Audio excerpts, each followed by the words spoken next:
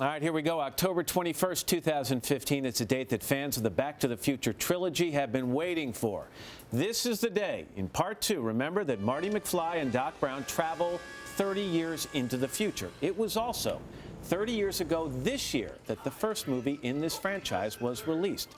Michael J. Fox, Christopher Lloyd, and Lea Thompson are marking the occasion with us. Guys, good morning. Morning. Happy anniversary. Good to see you all. How is it you haven't aged a bit? Not one of you. Well, I like to joke that the one prediction that Back to the Future 2 got right was that Marty McFly would have a receding hairline. So that's And happened. it worked? It has happened. It's come true. The story goes that the original script for the original movie got rejected dozens of times. People just thought it was too far out there. When you guys first read the script with time-traveling DeLoreans and flux capacitors, what did you think? It was a great script. I mean, I always had a strange sense of humor. So the idea that I got to play a character that was madly in love, madly in heat for her own son.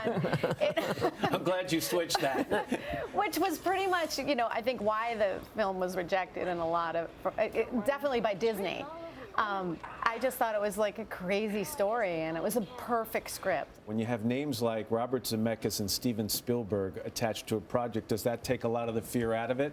Absolutely. And I came into the project late. There was another actor who did like 9 weeks on the movie, and then they brought me in, and so I didn't see a lot of the early foundational stuff that was done. I kind of got thrown in. I got a script, and then I read it, and I thought it was fantastic. And then I was on the set shooting, and I had flames running through my legs, and it was like, it happened so fast.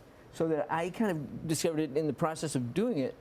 Wow, these guys know their stuff. It was just an amazing experience. Christopher, you said that when you saw Michael on set and you guys started working together, it was a version of love at first sight. Tell me about it.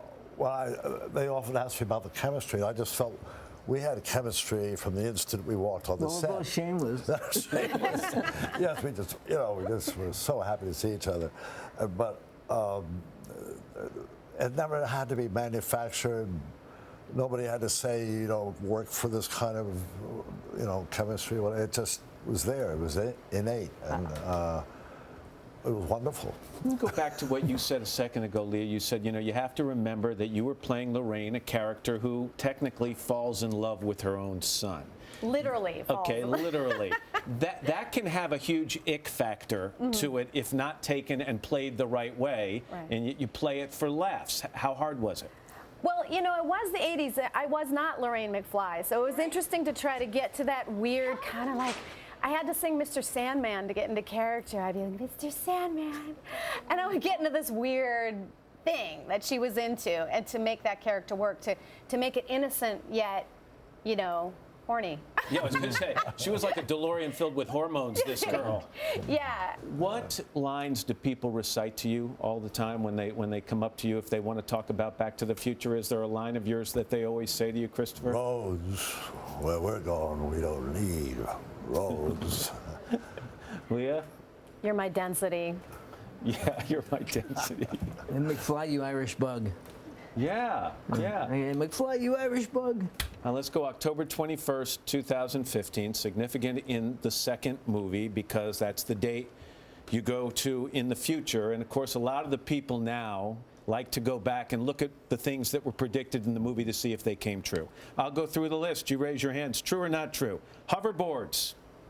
I guess they're true. I saw in Canada they kind of exist in a version of them, but not like. Getting close. They have to be on a magnetic thing, and it's not the kind of free-ranging thing that is in the movie. Partial credit we'll give you for that one, okay? Drones. Yeah. Everywhere. Yeah. Flying cars. No. I mean, they could exist. People just don't. I don't think they want to do it. We're close to cars that drive themselves, which is kind of almost as impressive. Yeah, and the Cubs winning the World Series.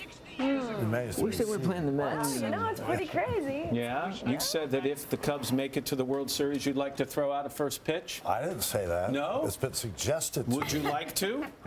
I suppose. I mean, you can hardly turn down such an offer, Where does it rank, guys? The trilogy, and in particular the first one, that first experience with Back to the Future. Where does it rank in terms of when you look back at your careers and the things that have pleased you and made you smile? kind of monumental.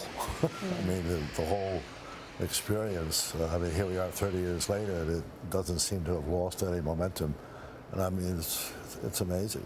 Michael? Family Ties and Back to the Future were two like amazing things that have happened in one lifetime, and Marty McFly and Alex Keaton are just the chance to play both those characters is a privilege that I can't be grateful enough for. Happy anniversary, guys. Yay! Yay. And we want to tell people that the Back to the Future trilogy 30th anniversary edition on Blu-ray and DVD is in stores today. Savannah? Hello, Today fans. Thanks for checking out our YouTube channel. Subscribe by clicking that button down there and click on any of the videos over here to watch the latest interviews, show highlights, and digital exclusives.